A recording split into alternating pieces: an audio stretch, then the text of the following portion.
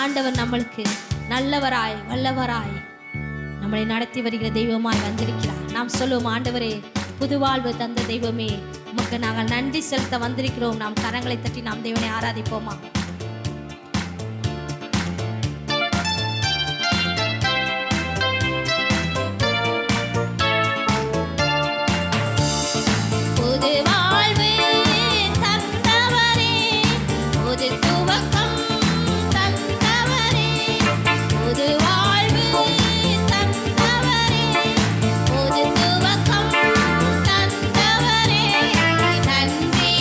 உமக்கு நன்றி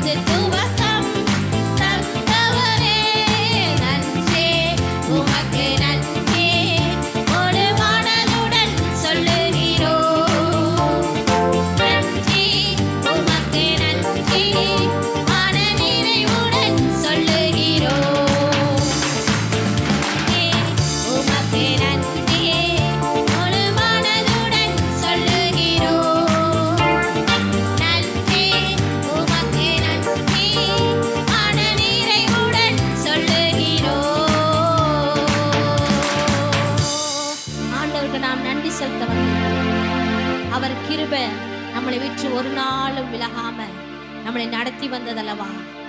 அக்கினியில் நடந்து வந்தோம், ஆனால் சேதம் ஒன்றும் இல்லையப்பா.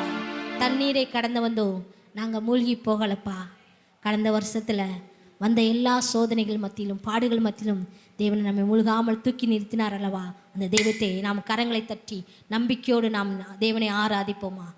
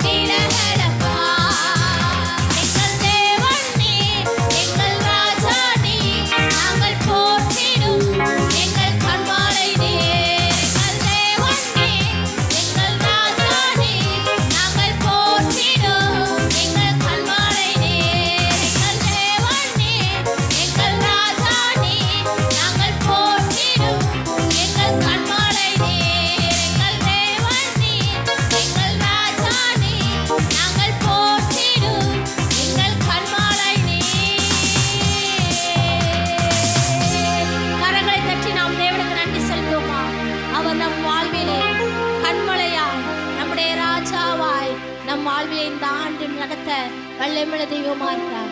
நாம் எழுந்து நின்று ஆண்டவர்கிட்ட சொல்லுவோம். எல்லாரும் எழுந்து நின்று, ஆண்டவரே இதோ எங்க மத்தியில் வாருங்க ராஜா, இதோ மனிதர்கள் மத்தியில் எங்கள் மத்தியில் வாங்க தகப்பனே என்று நாம் தேவனை வரவேற்போமா? இந்த காலை வேளையில் அதிகாலை வேளையில் ஆண்டவரே நாங்கள் உண்மை வரவேற்க வந்திருக்கிறோம். எங்கள் மத்தியில் வாங்க ராஜா, எங்களோட ஆராதனையை ஏற்று உகந்த வாசனையாய் நீங்க ஏற்றுக்கொள்ளுங்க என்று ஆண்டவரை கூப்பிடுவோமா? சிங்காசனத்தில் இருக்கிற தெய்வத்தை நாம் அழைப்போமா? அந்த காலை வேளையிலே